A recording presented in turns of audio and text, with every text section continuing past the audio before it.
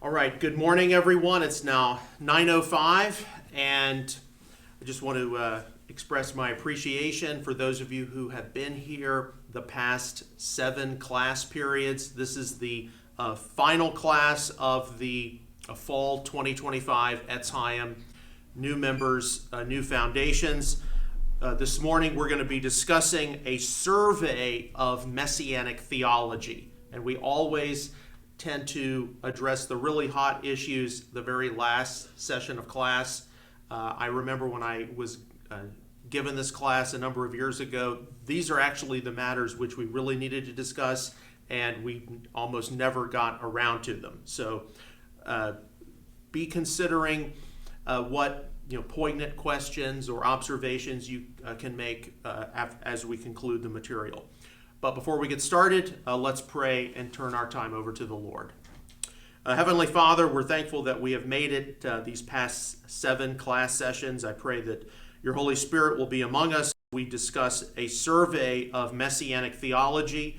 I know that the word theology for a lot of people is very loaded, it's very weighty, but nevertheless, it is something which controls our understanding of your word, who you are, who we are, and what we are doing as human beings. So I pray that we can glean a few things as we are acclimated to the Messianic movement, the Messianic experience, and what you would have us be here at Chaim. In Yeshua's name, amen. All right, so the term theology. How many of you in your reading of the Bible, your prayer life, your meditation times, whatever it is, really consider what the term theology means? The term theology basically means the study of God. And in that, it's supposed to be something which is very humbling to us as mortals, because we are limited to this dimension. We're limited to, at the most, what we can look at, what we can feel, what we can hear. We do believe, of course, that as regenerated men and women who have received the good news, we've been cleansed from our sins, that we have some kind of a connection to the spiritual dimension. But the whole thing about theology, the study of God, God's working in history, God's activity in his word, it's to cause us to pause sometimes and to realize that the more we study, the more we investigate, the less and less we actually know. And it's something which is a lifelong pursuit. When we talk about Messianic theology, we principally are joining into some kind of a conversation regarding the emergence of the modern Messianic Jewish movement, something, of course, which we have been discussing throughout the past several weeks. Going back to the original, Messianic Jewish revivals of the late 1960s, early 1970s, the transition from Hebrew Christian to Messianic Jewish, what this movement is all about, what we hope to achieve, intersections of Judaism, Christianity, questions of the law of Moses, questions of tradition, questions of the end times. Now, significant questions of growing anti-Semitism and anti-Zionism in our world, and what we're supposed to do with the matter of Israel.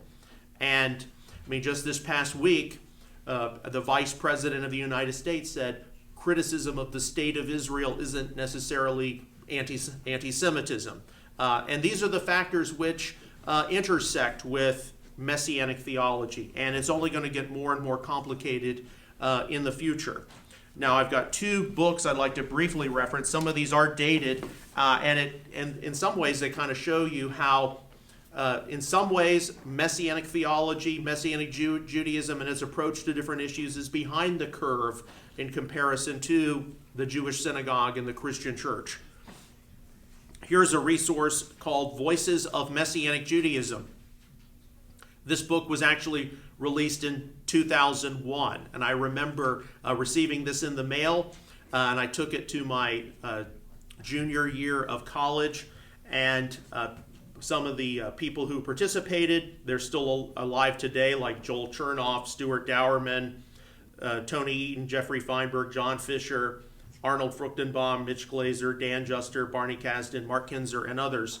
But this is a resource which took a number of different topics, and you'd see one perspective from one Messianic Jewish leader and another perspective from another Messianic Jewish leader. And a number of the topics, I'm just going to read this from the back, is intermarriage acceptable for Messianic Jews? Where do Gentiles figure in the future of Messianic Judaism? How should outreach be accomplished, among other questions? And while dated to the turn of the millennium, these questions are we're still discussing them, we're still debating them. You might not see some of those debates here at Chaim, but if you go to a larger Messianic Jewish conference level event, and you start attending different workshops, different afternoon sessions, you're going to, or better yet, like at the Messiah Conference in Grantham, Pennsylvania, go to the cafeteria, see who you sit next to during the meals, and start asking questions. You're going to start finding a wide number of opinions very, very quickly. And it's okay to recognize that just as the Jewish community is a plurality of opinions and views, and that's different from a great deal of Protestantism, because in Protestantism, you typically have a denomination which will focus on, this is their emphasis over here, that's their emphasis over there. Judaism doesn't have the luxury of having large numbers, and because of that, you can go to a synagogue and by extension a Messianic Jewish congregation, and you're going to find all these opinions just thrown in together. I remember, and I don't know if I shared this with you, but a number of years ago when we were meeting at the old building, we held the new members class kind of in an open area, which meant that there was a lot of activity in the morning. People would be coming through and they'd be dropping off their food where they'd have the oneg afterwards. And there would be people who would just come in and sit down, and that's fine. If they're part of the congregation, we encourage that. And then they'd start, interjecting opinions about this or that. And I remember, and the lady still attends, I said, look, there's a plurality of views here at this congregation on a variety of topics.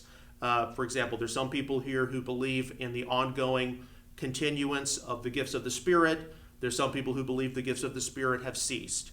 There's some people who believe in a doctrine of pre-tribulation rapture at any moment. There are other people who do not believe that. Okay, and then I said, and there's some people here who believe in a once saved, always saved theology, and there's people here who think you can lose your salvation. And that was just like, oh, I can't believe this, what am I doing here? And we had to just calm the lady down, like, look, it's a plurality of views. I mean, this is like a synagogue. It is a Messianic synagogue. So because of that, you've got people from a diverse number of Jewish backgrounds and the different opinions they hold to, and you've got most denominational traditions also represented, and you just have to learn how to navigate that. And sometimes it can take a while for you to get your proverbial sea legs, as it were.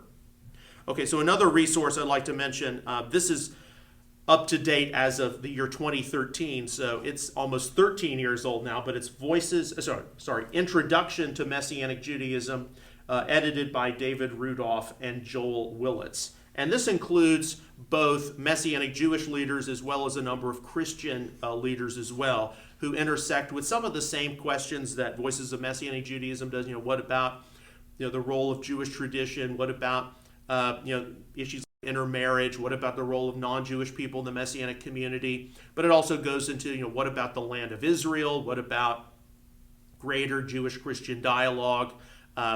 Anti-Semitism, and even it'll discuss liturgy. It'll discuss a lot of different things. The role of women, and you've got different opinions and a plurality of views. So these two resources right here, and mind you, you don't have to agree with all of the points of view, but you have to, if you are participating in the Messianic community, you need to know what you're getting into. You need to know that some things have yet to be resolved. Some things have yet to be discussed. And even as we consider when we are today in almost calendar year 2026, there are things where we are still in process. We're still trying to figure out where do we stand regarding this issue. Is the environment of our faith community, whether it's in a local congregation or at a larger conference level event, are we able to have some of these discussions about matters which certainly concern the next generation. They concern issues of what's happening in the Jewish world, what's happening in society, what's happening in religion. Are we going to see, I mean, this is a huge matter that I know concerns a lot of people. Are we going to see a huge revival and people, multitudes of people come to faith in the Lord and be spiritually changed? Or instead, are we going to see a massive apostasy, a falling away, a dismissal of biblical faith?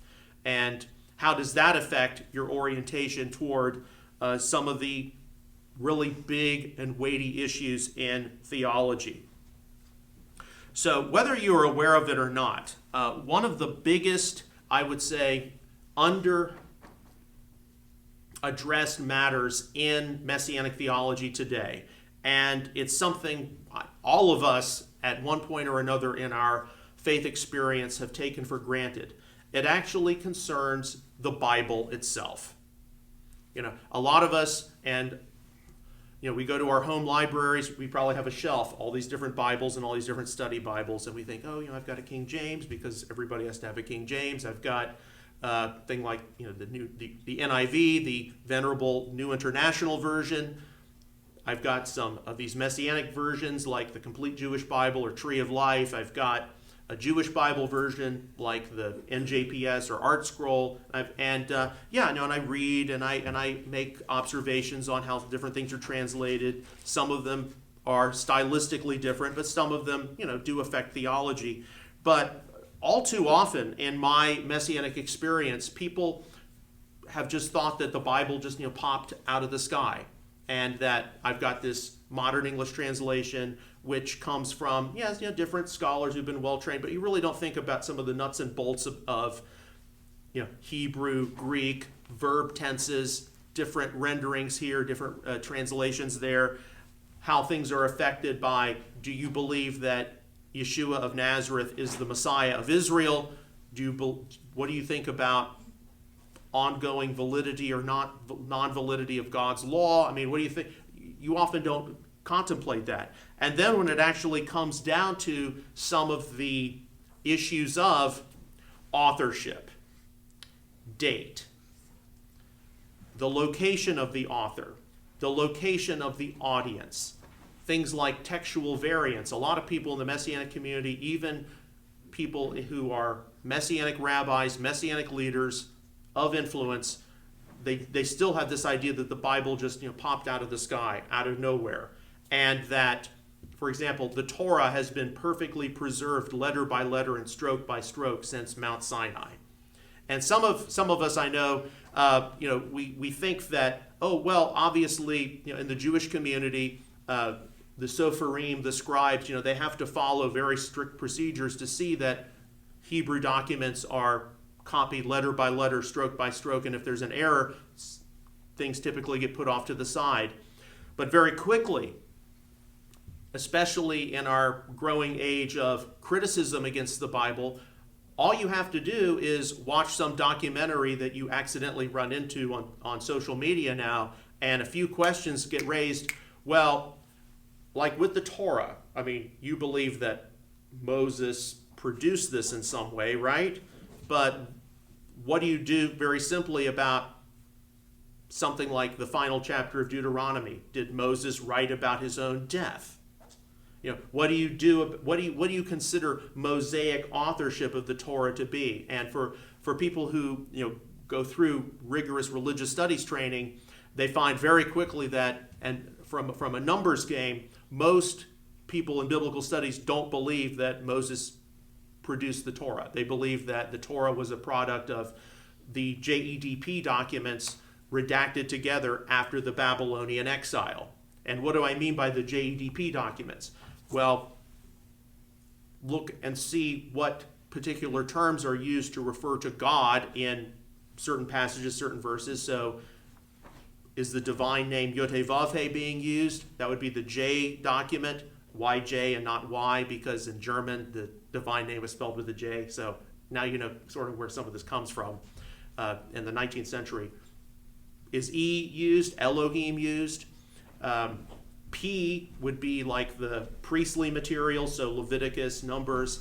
And D, of course, would be Deuteronomy. And Deuteronomy in that schema was widely viewed as being a quote-unquote pious fraud.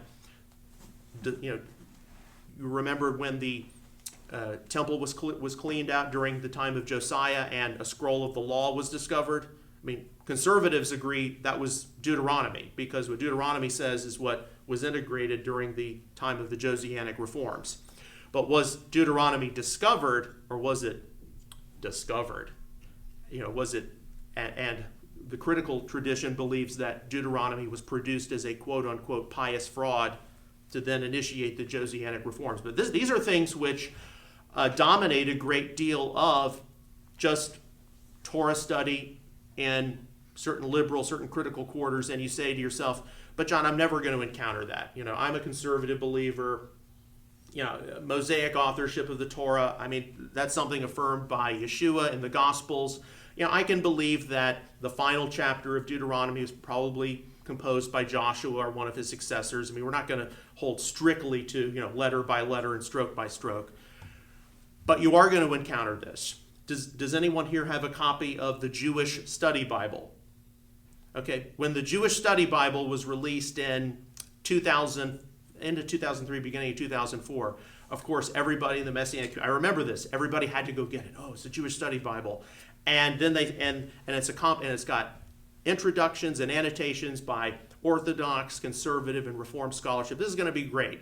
And I'm not here to say that there aren't some good things about it, but very quickly they start reading these introductions and they're like, some of the materials in early Genesis were repackaged forms of ancient Near Eastern and Mesopotamian mythology. So, for example, the creation story and flood, were they actually original things, or did the Jewish exiles to Babylon pick these up and change the names and change some of the themes? Because there is a Mesopotamian creation story and flood story. And what's similar, what's different from the biblical account? So very quickly, people who were probably raised in a very conservative environment, reading the scriptures, holding them in very high regard, they started encountering some things that began to chip away at, well, how do I know that some of these things did actually occur as the Bible said? How do I know that there weren't some pagan influences on early Genesis or the Torah? How do I know what is real or what's not real? And even today in 2026, the Messianic community doesn't easily engage with these matters. Now, to be honest, the 2004 Jewish Study Bible was no different than one of the multiple versions of the Oxford Annotated Study Bible or something like that. Same kind of conclusions, same kind of thought.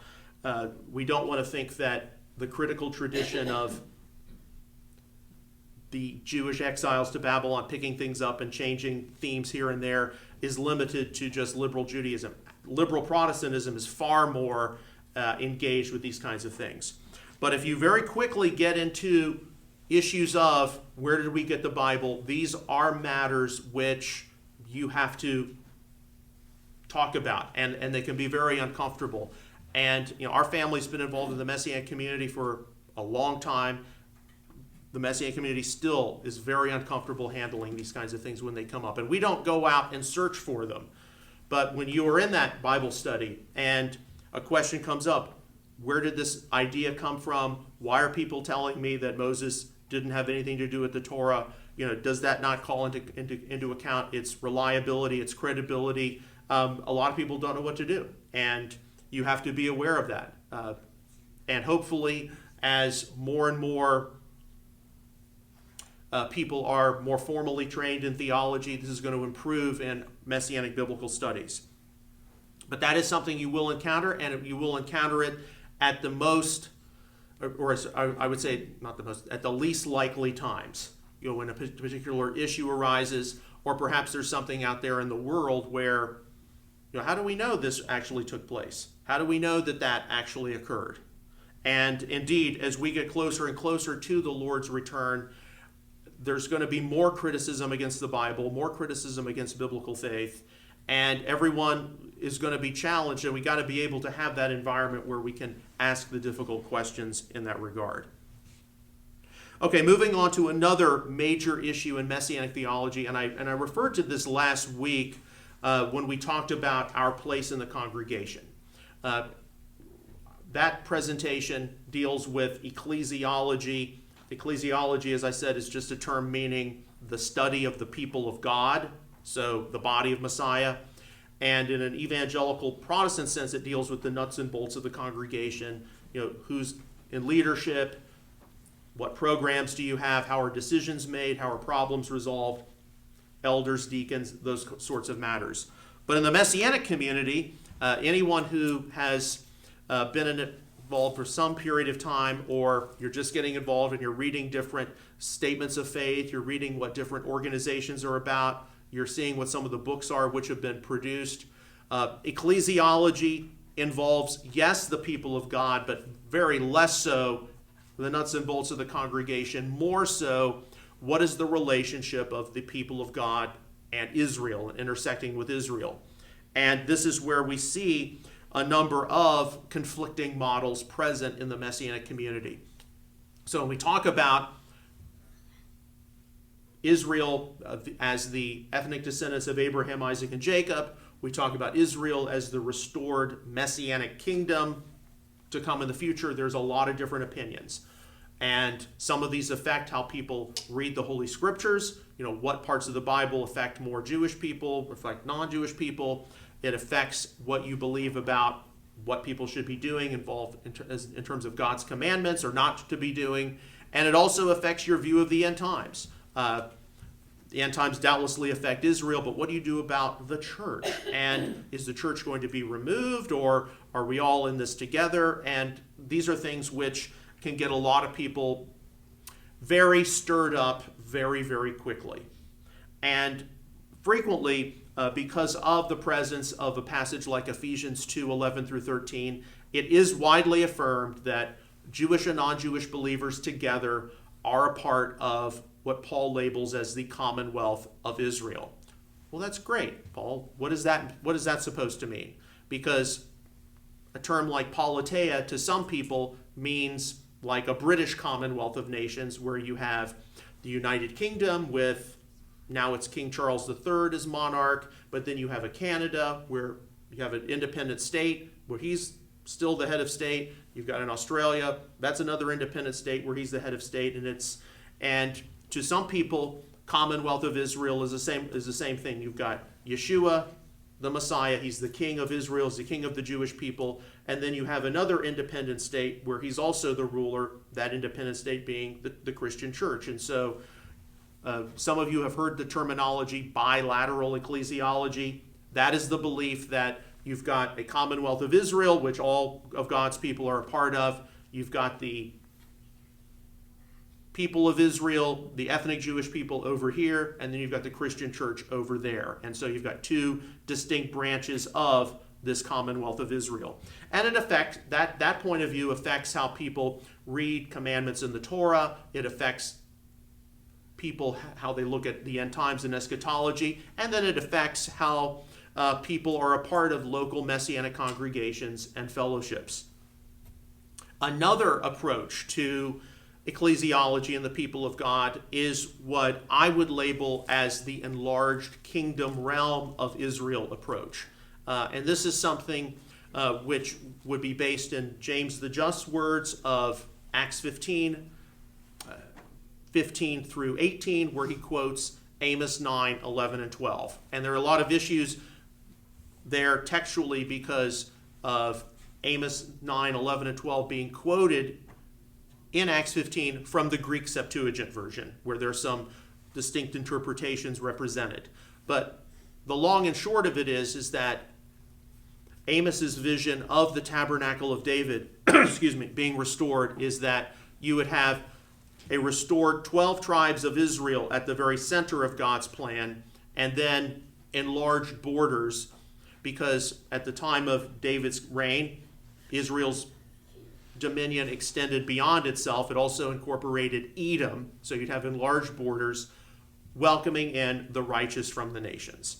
So That is largely the type of ecclesiology you would see in an enlarged kingdom realm, restored 12 tribes of the center, borders welcoming in the righteous from the nations, which you would see among Messianic people who stress things like Jew and Gentile are part of one new man and Messiah, and those Messianic groups who try to be inclusive of non-Jewish people who are genuinely called to co-labor with Jewish believers in Messianic Jewish ministry. And on the whole, that is the kind of ecclesiology you would see present at Etz Chaim. So we want to stress commonality first, not differences first. We want to stress working together, co-laboring together, because right now, if we're completely honest with ourselves, Israel and the Jewish people need all of the friends and allies they can get. And along with this, just as an aside, some of you all, of course, this past week we've been sorting through the terrible tragedy at Bondi Beach in Sydney, Australia. And that's having a reverberating effect across the Jewish world, the Christian world, the world. And I encountered something, I think it was on Thursday, from Forward magazine, which is Jewish resources generally left of center. But one of the things that Forward magazine reported on is how a lot of Christian people, in response to what has taken place with Bondi Beach, all of a sudden they're putting menorahs in their homes, and they're wanting people to see that, I've got a menorah in my home because I stand with Israel, I stand with the Jewish people, even with all these Christmas decorations, evergreen lights all around it. But it's like, no, I stand with Israel, I stand with the Jewish people. And a lot of Jews are like, hey, this is great. Israel needs friends, we need allies, we're supportive of this. But then again, there are a few Jewish people who are like, no, we don't like this. We believe our identity is being appropriated. This infringes on our uniqueness as the Jewish people. These people need to go get circumcised first, and then we'll talk. And you know what? To be honest, in today's Messianic Jewish community, when non-Jewish people intersect with the Messianic community, you see the same two responses. You see Messianic Jewish people are like, look, I think it's great that Christians want to partake of things like Shabbat and the festivals and a kosher-style diet, and it's between them and the Lord, but we need, as a people, as many friends and allies as we can get. And, I'm secure enough in my Jewishness and who I am that I don't feel like my identity is being infringed upon, because we can focus on common elements of faith, common elements of belief. We can focus on our shared goals and aspirations. And then, you know what? You've got other people in the Messianic Jewish community. They see non-Jewish people participating in these things. I'm being infringed upon. They're trying to cancel me out. They're trying to appropriate my identity. And you see the same thing. And there are Messianic Jewish congregations. You know which ones are inclusive, and you know which ones are not so much. But those are some of the matters of ecclesiology which we have to navigate through as a Messianic community, and we may never have resolution on it until Yeshua returns. I do believe that that there are going to be a lot of non-Jewish people in more inclusive congregations who, because of the pressures of increasing anti-Semitism and anti-Zionism, a lot of them are going to peel away. I'm sorry to say it that way, but it's just not convenient to be associated with Israel anymore. It's just not convenient to be associated with a label like Jewish anymore. And I know that deep down, some of the resistance to seeing people included comes from, well, how do I know these people who are claiming to be our friends and allies today aren't going to turn on me tomorrow? I know that is a concern. So ecclesiology is an ongoing subject. It's an ongoing discussion we have in the Messianic community. It will come up in your studies of the Bible. It will come up when you go to another congregation, perhaps, when you go to a large conference level event, you hear a speaker, you hear somebody come from a position, you're like, well, that doesn't resonate with me. Hopefully now you know why they might be coming from the position they're coming from. Okay, we got three other really hot issues. Another really hot issue, and it's kind of interesting, like right now we are at the tail end of the Festival of Dedication, or Hanukkah, and so it's appropriate we discuss this, and it concerns, this is very loaded, it concerns the place of the Torah, its validity, but more so its applicability and the role of Jewish tradition. Now, previously in the study, we have discussed the post-resurrection era continuity and validity of the Torah. So that's really not what we're going to get into now. And validity just means, does it still have relevance as a living, breathing document for God's people, obviously to be understood in light of the Messiah event, his sacrifice for us, and the apostles and everything else. But very quickly, and this is, I know a lot of people who get into, weekly Torah study. A huge amount of it is just reading the different narratives, reading who the different characters are. Israel and Egypt, what they did right, what they did wrong, how do we learn from their mistakes. But very, very quickly, you're going to start reading instructions, and we're going to get beyond things like, well, okay, the Sabbath is on the seventh day, all right, and there are these festivals, okay, that's important, and there's the clean and unclean stuff, okay, I'm not sure how that works, but okay, I get that. But very fast, you're going to start encountering instructions. What do I do with this? Because how many subconsciously are thinking that the Bible is written directly to them in the 21st century, and they're not taking into consideration? Start understanding some of the Torah's instructions, ancient Israel and the ancient Near East, the 15th or 13th century BCE, depending on how you date the Exodus. Very, very quickly you're going to encounter instructions involving technology, economy, agriculture. Like, well, this is interesting, but what does this mean for me today? And you're going to encounter some instructions where, what do I do with this? And it just seems oppressive. This seems, outdated, even chauvinistic, perhaps. And one of the things which, again, this is an ongoing, developing area of Messianic theology. How many of us see some of those instructions and we're thinking what they mean to us, because the Bible has apparently been written directly to us, not what did it mean for the ancient Israelites in the ancient Near East getting ready to go into Canaan. And if we can begin to understand that, then we can begin to understand, so this thing I think is oppressive because that's what the moderns and the postmoderns have told me. I need to instead do some comparing and contrasting with other ancient Near Eastern law codes. And perhaps, just perhaps, this thing I think is oppressive was actually quite subversive because the ancient Near Eastern law codes were just so radically different. And so that's not an area where today's Messianic community tends to do a lot of study, do a lot of investigation. We tend to have this tendency to, when we run across something very difficult, we immediately go to, okay, what do the Orthodox rabbis say?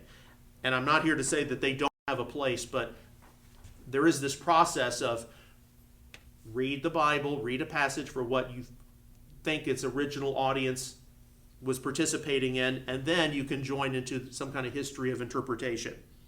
Which, of course, leads us to, well, what is the role of Jewish tradition?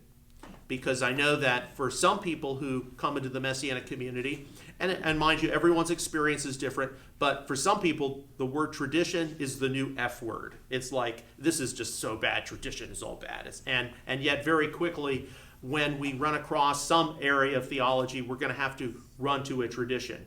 The moment you crack open a Bible encyclopedia, a Bible dictionary, a commentary, guess what you've done? You have consulted a tradition. Because tradition just means something which has been passed down. And of course, a lot of us have been conditioned by some readings of the Gospels where Yeshua the Messiah is always in conflict with the Pharisees and their tradition. Yet, what kind of traditions did Yeshua oppose? He specifically opposed things which came against God's mission of facilitating human wholeness. That's what you see in Matthew 23.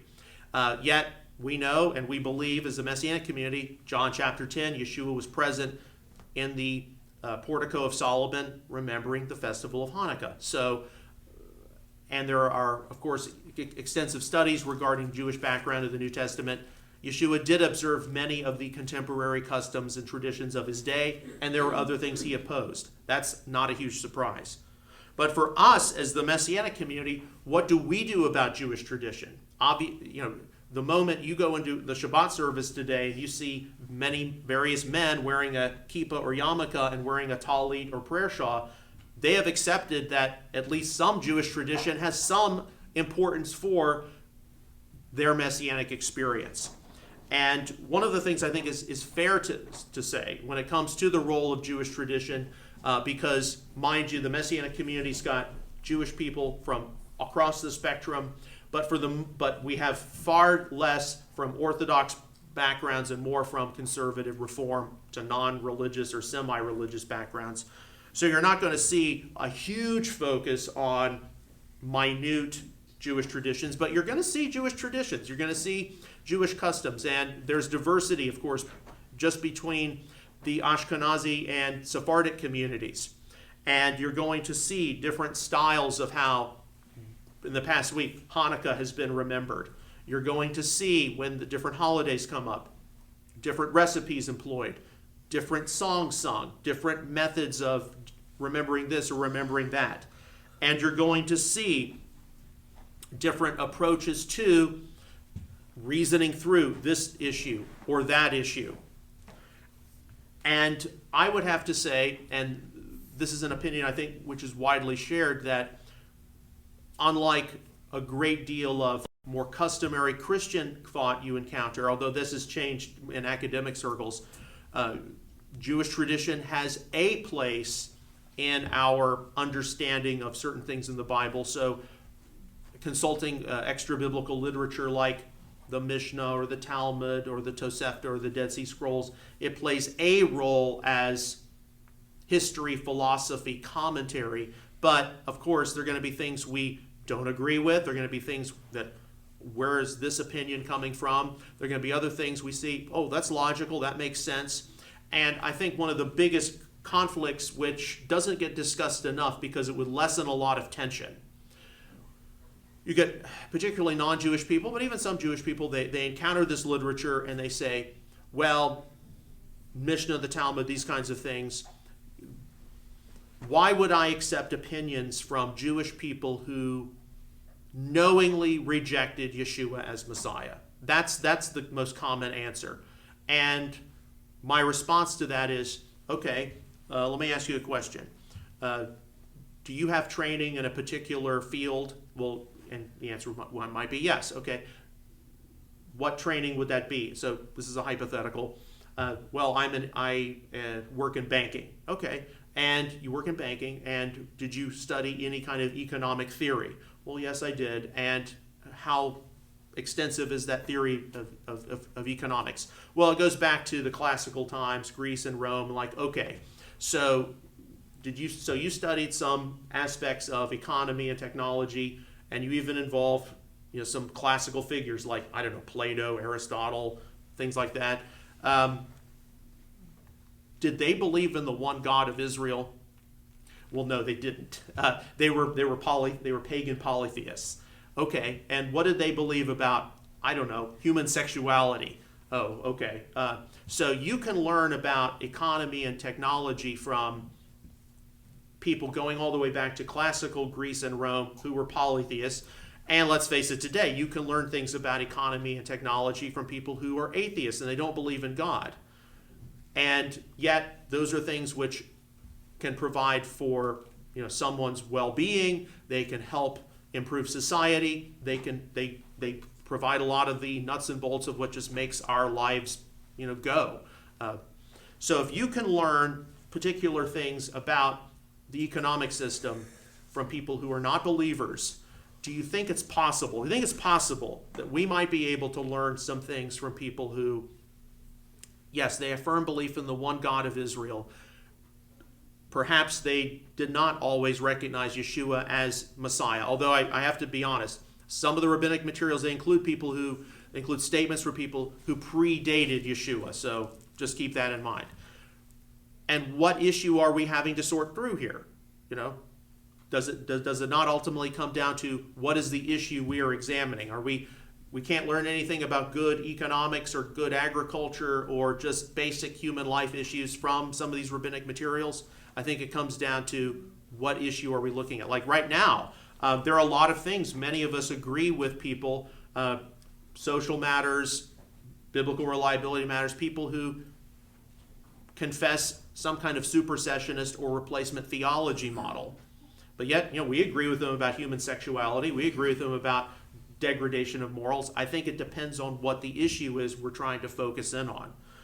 And this doesn't get brought up enough in the Messianic community, because you might go to a Shabbat service, you might go to a conference level event, all of a sudden rabbinical literature is being quoted, and you're like, and I know I've encountered people get really frustrated. What the hell is that person doing? And they have no frame of mind for, what issues being discussed, what is being examined, what opinions are you trying to interject into the conversation? And to be honest, when you look at different streams of extra biblical literature, whether it's the Tanakh or apostolic writings, it's not just limited to things like the Mishnah, the Talmud, the Dead Sea Scrolls. Actually, the Tanakh is much more difficult, because you're dealing with 10 or more ancient civilizations which directly intersect with ancient Israel. You're dealing with, what do I do about the Sumerians and the Egyptians and the Babylonians, and which version of the Canaanites and the Assyrians and all this? What do I deal with in terms of ideas out there which directly intersect with Holy Scripture? When you deal with the New Testament period, yes, you're dealing with Second Temple Judaism and basically the Greeks and the Romans. And so how many other ideas do we have to intersect, and what parallels Holy Scripture, what can agree with certain concepts, but even more so, what can disagree? Because I know that when some people get into studying the Bible more of I want to understand it in its ancient context, there are people who go in one direction. Well, the Bible has been influenced by all these pagan ideas, and how do I know what's accurate? How do I know what's not accurate? Another way of approaching it, like for example, when you get into the different flood stories, you've got Genesis 6 through 9, and you've got the Epic of Gilgamesh. A lot of people will conclude, well, the Epic of Gilgamesh got borrowed by the biblical writers, and some names got changed and everything else. But when you read both accounts, it's not so much what is similar, but it's what's different. Like in the Epic of Gilgamesh, the gods could not sleep. And so what did the gods do? They come in and they destroy humanity, and they saved Gilgamesh and a number of animals. In the biblical account, it says, the heart of man was evil continually. And so God has to judge the world, save Noah and his family. And that is a very subversive theme when you compare it, or when you contrast it to the Epic of Gilgamesh. And so those are the kinds of things, as we intersect with tradition, whether it's Jewish tradition, whether it's historical tradition, which we have to take into consideration. But it's an underdeveloped area of Messianic theology, and it's because it's something which gets people uncomfortable. Because, well, I just read the Bible, and I read the 66 books, and this is all I need to be a good believer and all this. Yes, but we do live in a wider world, and we live in a time today when access to this information is so much more available than it has ever been before. And now with social media, that makes things even more complicated. Okay, the biggest area of controversy in today's Messianic community. And I remember going to a local conference. It was an MJA regional conference in Grapevine back in the year 2014. And this conference is, they haven't held it since 2017 because it's not well attended anymore. But the conference started on October the 31st, which was kind of interesting because it was held at a hotel, and half of the hotel staff were all dressed in different costumes. So we had some witches, we had some mummies, we had some vampires, and David Chernoff, the general secretary of the leader, one of the main leaders of the MJA, got up and said, "I just want to welcome everybody to this conference for Messianic Judaism, which we believe is the end-time move of God." And everybody's like, "Yeah, this is great, end-time move of God," on the famous Jewish holiday of Halloween. And everybody's like, and half of the hotel staff is dressed up as witches, mummies, vampires. And you're like, yeah, this kind of fits the theme of the end times. And then he's like, I need some water, and then one of the hotel staff flew up on her broom and gave her water. Okay, but it was just like, okay, you framed the Messianic community properly. We have some kind of important end time purpose, focusing on Israel, focusing on the Jewish people, and this is sort of, I guess, if we were to have spiritual lenses, what we would see. All of a sudden we see all these demonic entities floating around, in a lot of public areas, and the end times, the second coming, the return of Yeshua has always intricately been a part of the Messianic experience, whether you know it or not. And I don't think anybody would openly confess, although some might. One of the main reasons why I think in the mid to late 1990s, the Messianic Jewish movement exploded with so many non-Jews coming in. Yes, some of them wanted to partake of things like Shabbat and the festivals and what have you, and the richness of Torah study. But let's face it, some people wanted a place where they were going to study Old Testament prophecy a lot more than in some of their church settings. And they wanted to be in a place where they could find, insider information about what was going on in Israel, what was going on in the Middle East. You've got a contact over in the land, don't you? I mean, you know what's going to happen. And a lot of this was, in fact, spurred on by, we had a Middle East peace accord. Some of you all remember Bill Clinton with Yasser Arafat and Yitzhak Rabin on the White House lawn. And then in 1995, when a huge explosion took place, you had the assassination of Yitzhak Rabin, and there were people, looking forward to the turn of the millennium. They were expecting the rapture, the tribulation period, the abomination of desolation. Maybe they're sacrificing animals in this new tunnel the speculation really went off the wall, and that's always been a part of the Messianic experience. You see a lot of people in the Messianic community who are preppers of some kind. I've got a safe house I can go to if things get rough.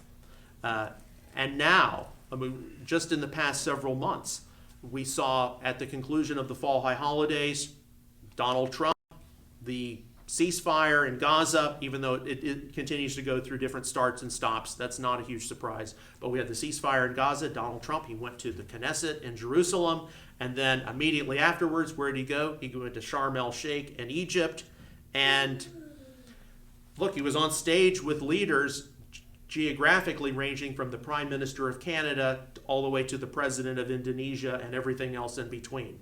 From Europe, from the Middle East. And look, people are definitely speculating, well, was that the Daniel 9:27 covenant with many? Are we on, or at least is it the precursor to Daniel 9:27? People are having this conversation. And along with that, is Trump the beast, right? Is Trump the anti-Messiah? Or is it somebody in his immediate sphere of influence? So this has always been a part of the Messianic experience. It's always been a part of the Messianic movement. And what do we do about it? Now, I'm giving you this as information. I'm not here to criticize anyone's end time points of view, but around in the 1990s, the Messianic Jewish movement was overwhelmingly supportive of a doctrine of pre-tribulation rapture. Okay, and any moment pre-trib rapture. And for a place like Dallas-Fort Worth, which has Dallas Theological Seminary here, that was even more reinforced. So now in the mid-2020s, and I would say things really started to change by the end of the 2000 aughts. Today, if you survey the Messianic community in North America, it's more even-handed, about 45% or something somewhere there.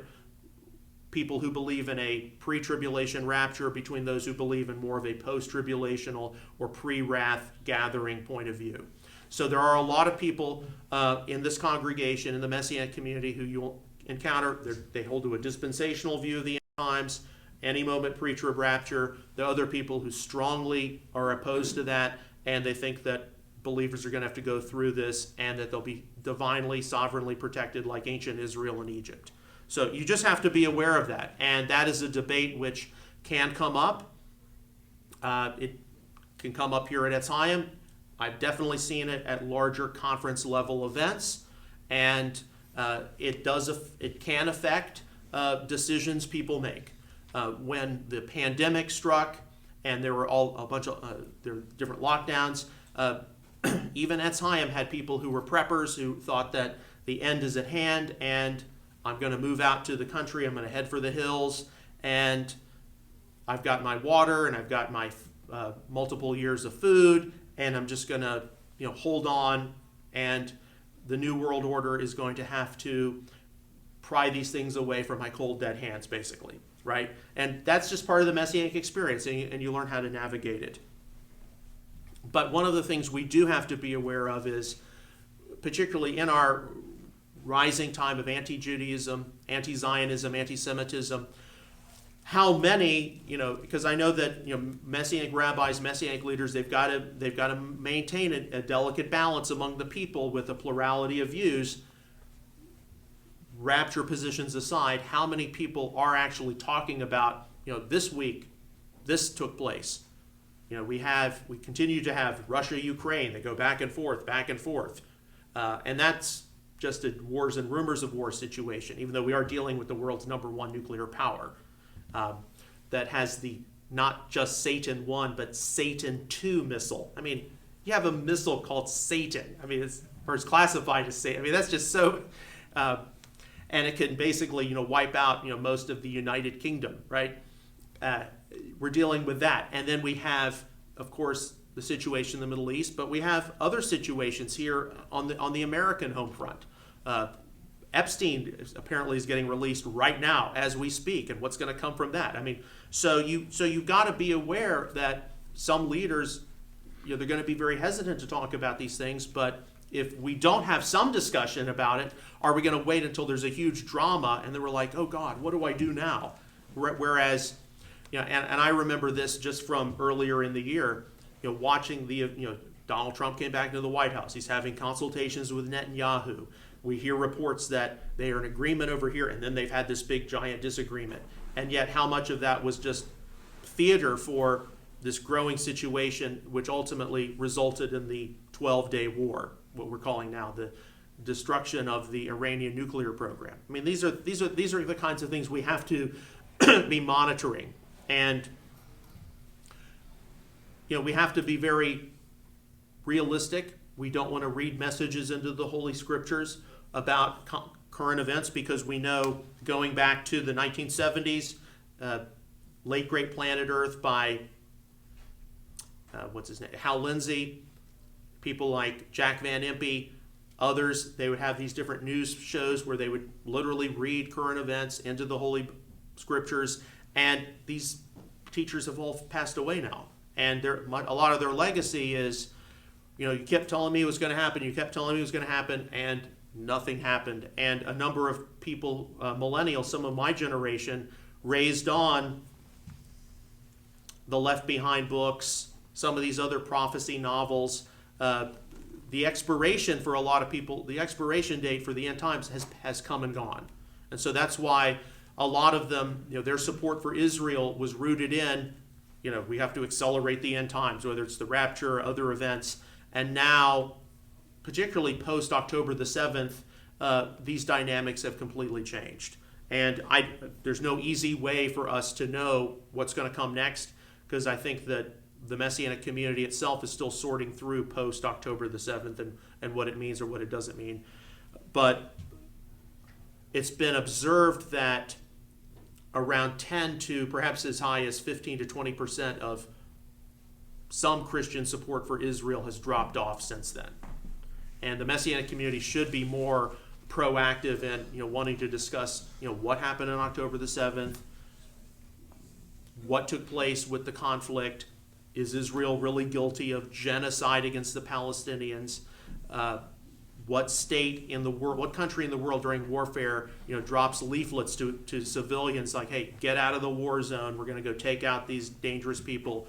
What state actually has food and water aid go into a war zone? I mean, we never did that during World War II or Vietnam. We never did. We never did that during any of the Iraqi conflicts. But we're going to have to get more proactive as a Messianic community in discussing these matters, because while it's we're not going to be able to have influence on people out there in the world. Some people who come into our congregations might have questions, and if they're not answered, they'll leave. And then who knows what could happen after that. But the end times and return of Messiah have always been an integral part of the Messianic experience. And then, we'll just briefly mention this, issues of modernity and post-modernity. Okay, the world around us. Now, we all know from the Bible that the Holy Scriptures, as God's people, we are in the world, but we are not of the world. Yet at the same time, the Holy Scriptures give ample account to how the Bible, its message, directly influences what the world is saying. The Bible has a subversive message. It's not you have your truth and it has its truth. No, there's only the Bible's truth, the God's truth. But God as creator is concerned about his human creations, and one of the things which is true of the Jewish experience is, how do we stay relevant? How do we not keep Jewish people from going off into that other group or that other religion? How do we make sure that we have accounted for the questions being posed by the world in general, society in general? And it's not always easy. Modernity, for example, deals with a lot of those issues of how did the universe get here? How did human beings get here? What do we consider history to be? When we intersect that with the Bible, how did these, biblical texts come together? Are they reliable on some level? What do we mean by so-and-so's the author, so-and-so's the prophet here? What does that involve, in terms of our understanding of what actually took place and, how things were understood? Postmodernity, on the other hand, deals more with questions of, well, I've got my truth and you've got your truth, and neither one of them is different. Now, one of the things which the Messianic community, and I mean this with all the love and respect in the world, and this is my experience, so others' experience might be different. The Messianic community tends to go out of its way not to deal with issues of postmodernity. It tends to want to live in a little bubble and act like these things don't exist, and we're just already so controversial. We don't want to deal with them with issues of contemporary society. That's actually been rapidly changing since 2015. And what happened in 2015? What really changed all the dynamics spiritually here in North America, in the United States? It was the legalization of gay marriage. Once gay marriage got legalized in the U.S., and I don't believe, unlike Roe v. Wade, it's going to be changed into a state's issue. It's here to stay. Once that happened, a whole new dark spiritual dynamic entered into society. Even, I went to a seminary which, they made you sign an ethos statement. Marriage is one man and one woman, and yet as soon as, even before the gay marriage thing was legalized, one of our former vice presidents came out and said, I used the same inductive Bible study method I taught for 40 years at the seminary level, and I have changed my mind. You can be gay, be a Christian, and a man can marry a man, or a woman can marry a woman. I'm like, okay, if he can change his position, then all bets are off in terms of what a lot of us are anticipating. But postmodernity, it deals with, you've got your truth, I've got my truth, different strokes for different folks. And this affects, of course, everyone in the world, but it also has affected a huge amount of the Jewish community. The Jewish community tends to have a reputation of being more liberal than not. And I know that as it concerns Jewish outreach and evangelism, in a lot of our experience, we get prepared for Messianic prophecy, don't use certain terms, but more of it, more than anything else, is dealing with people who, they're borderline atheists, they've tried all these different philosophies, different strokes for different folks, and hey, what works well for you is great, but this is what I want. And that's not to say that there aren't people in the Christian world who, they just go to church, hey, if this works, great, my good deeds outweigh my bad deeds, and when I die, I'll find out what side I'm on. Most people who go to a religious service are there for one particular reason, and that is to keep the seat warm. So we just, and that's part of what the postmodern experience is, and it's going to get more and more interesting. We know that since the last presidential term, the whole thing about not just gay and lesbian, which I can understand that. I don't get it, but I don't see the appeal in that, but I can get it. But now it's LGBTQ plus and all these other, I don't know what it's up to now, but all these other letters. And the flags keep changing. Well, it used to just be the rainbow, now there's all this other colors. I mean, what's going on here? And it's not just about human sexuality. It's about approaches to God. It's about approaches to the universe. Well, I really don't believe in God, but I'm spiritual, right? How many of you encountered that? You've definitely encountered people. I encountered people in high school. Well, I don't have a religion. I'll discover one. And of course, typically they don't. How does today's Messianic community sort through this? And a lot of that does intersect with social media, electronic venues, and we don't often have the framework we think we do, because I don't know what it is. We're not secure enough. We're still trying to sort through what we want to be in the future, and the Messianic community's got some theological challenges. I'm optimistic that if it's supposed to indeed play a very important role in the end times, some of our insecurities, some of our hesitation to address particular issues will be remedied. But you need to know about this, because we're living in a time where things are rapidly changing. Daniel talks about how in the end times people will go to and fro, and the knowledge will increase. And how is that going to affect us as we develop as a congregation, as we develop as a faith community? We don't have to have all the answers today, but we do need to be able to acknowledge those challenges. So, all right, it is now 10:06, and as I said, this is the final class session. So does anyone have any poignant questions or observations? And then afterwards, I'll discuss a little bit about where you'll be taken regarding membership in the congregation.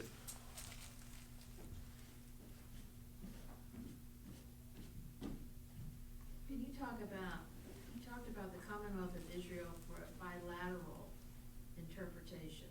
What is the Commonwealth of Israel as you interpret it? Okay, so the alternative to the Commonwealth of Israel, bilateral ecclesiology. So you have a Commonwealth of Israel, and you've got the Jewish people over here, and you've got the Christian church over there, but they're all part of the Commonwealth of Israel. The alternative way of looking at the Commonwealth of Israel would be politeia from a classical standpoint, which would be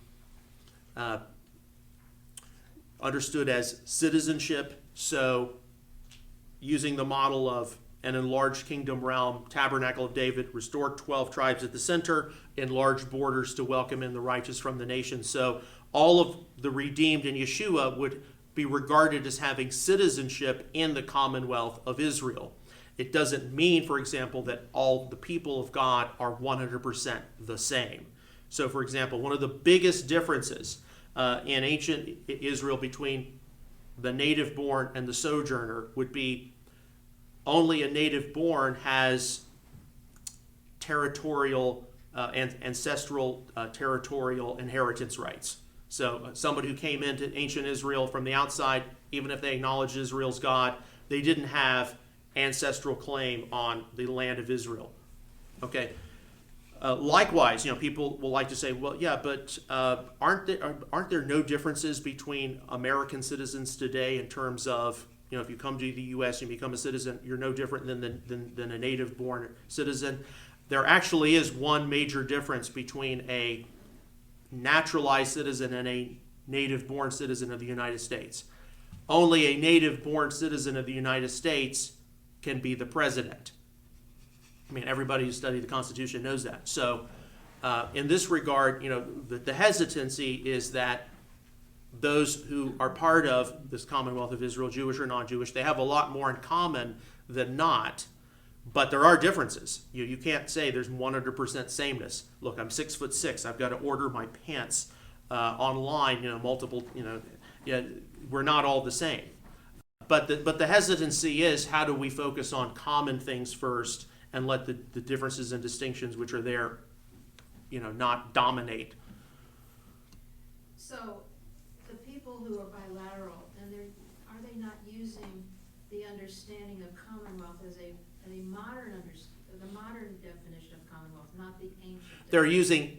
I would say they're using one modern definition, but politeia, you look at it in ancient classical works, it's describing the way of life centered around a city-state centered around a particular society. Because one of our problems with biblical interpretation is forgetting to go to what the original definitions are, the original intent, the original history. Right.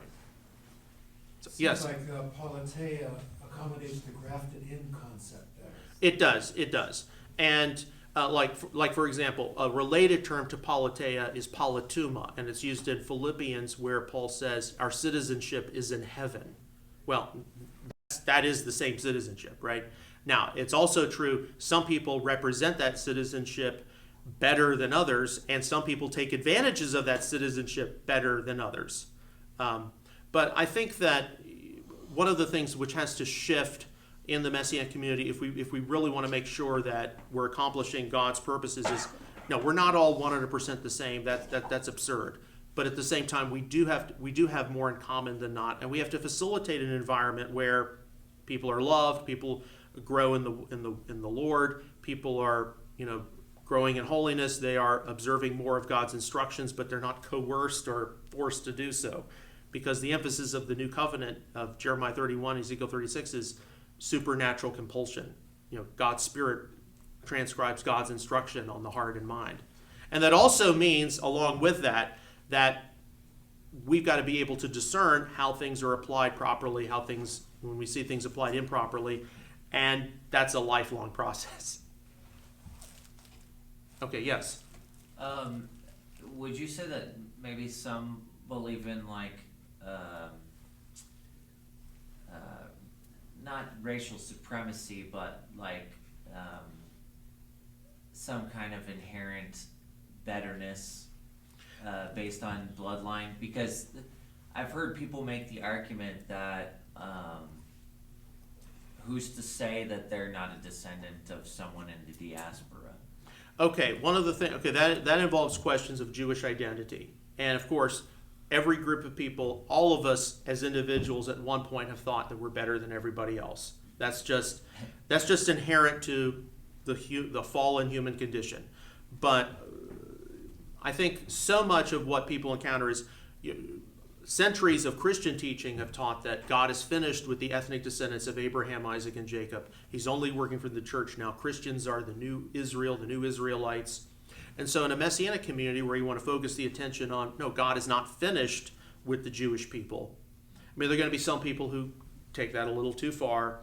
There are going to be others who focus it more on, look, God isn't finished with us. He's got a distinct plan, a distinct destiny. And if you're non-Jewish and you've come into this, how do you align yourself with that? And how do you co-labor with that? And what contribution are you supposed to be making to that? That's the way I see it. One other comment. I noticed that in ancient Israel, they followed the bloodline of the father. But in modern Judaism, they follow the bloodline of the mother. Like they would argue if you have one Jewish parent and one that's not, if your mother is Jewish, you can't hide that you're Jewish. But if your mother is not Jewish, you could be an illegitimate son. And so they don't grant you the Jewish label. Okay, a lot of that shift took place because it's believed that a mother would know for certain who her offspring was and who the father was. And it had to do with, not just persecution of the Jewish community and, abuse and all that kind of thing. But you even see in the New Testament that being presented just with the example of Timothy, whose father was a Greek but whose mother was Jewish, and Paul had to have him circumcised. So, because was he Greek? Was he Jewish? So that was cleared up. But actually, in the Messianic community, like in a Messianic Jewish Alliance of America, you are largely considered Jewish if you have one Jewish grandparent from either side. So they would look at both patrilineal and matrilineal as being legitimate. But then the question of Jewishness, or the question of, do I regard myself as, this ethnicity or that ethnicity? Some of it involves, having a recent memory of it, a recent experience of it. Because there are a lot of non-Jewish people who come into the Messianic community because, there was this family rumor that somebody, who came to America was Jewish and they hid their ethnicity. Or I went and I got a DNA test and I'm, 10 or 15%. And so I need to go investigate my Jewish heritage. I mean, there are many, many stories of that. Would somebody who has 10% because they got a DNA test, would they be considered Jewish, or would they be considered somebody with Jewish ancestry who wants to investigate it? I think we got to be real careful with that, because people who say that they're Jewish, they have some Jewish experience. I grew up with my grandparents. We observed certain traditions, we had certain recipes, we had stories of this and that. We got to be really careful with that. But look, there are plenty of stories of people in the Messianic community. They say, hey, I discovered I had Jewish ancestry. Even in our own home, we have this family crest from France. It's 400 years old. It's got 3 solid stars of David on it. And we had a Messianic Jewish believer here, visit. And he's like, whoa, this is like one of the most Jewish things I've ever seen. It's like, I've seen things like this before. It's like, yes, so we wouldn't be able to claim that we were Jewish as much as, obviously, we've got some Jewish ancestry, and maybe that's a homing beacon for what God is doing now. And there are plenty of stories of that. But look, whether you are of the physical bloodline of Abraham, Isaac, and Jacob, or the nations, we all need the same salvation, and we all are subject to some of the same human limitations. Yeah. I guess one more quick comment on that is that the pre-qualifier of like having a father that's Jewish or a mother that's Jewish or one of your grandparents being Jewish, those criteria are man-made, and ultimately what matters is God's definition. If you are part of Israel, then you're part of Israel. Okay, but we also have to be really careful how that's taken, because if a non-Jewish believer just says to Messianic Jews, I'm a part of Israel, if not communicated properly, and what you mean is fellow citizen with the saints, grafted in, all that. Yeah. If that is not qualified very quickly, like I consider myself a wild branch grafted in or something like that, and they may take that as replacement theology. You need to be very careful how you communicate that. And that also is involved with how developing trust with Messianic Jews is something which can take time. It's not just going to be something granted to you like that. It's going to take time because of the complicated history of Jewish-Christian relations over many centuries, and how many of the Gentile powers. We'll close with it. We'll give you more rights. We'll be more tolerant. Trust us. And then those promises are all broken. And now today, that's what we're just expecting to see happen. We think that this peace agreement, Israel, God, it'll last for a season, but we're expecting it to totally fall through. And as it involves the end times, some people would legitimately speculate, well, maybe the only one who can actually bring peace to this actually, we know the only one who can bring peace. It's the Prince of Peace himself. But anyway, just be aware of these things, and be sure to take the vantage point of someone else into consideration as you get to know them. All right, so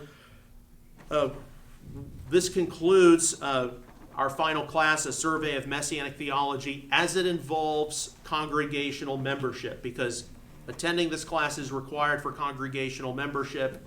We, of course, have a list of the attendance. Some of you all did miss class, but you were probably able to watch the recordings.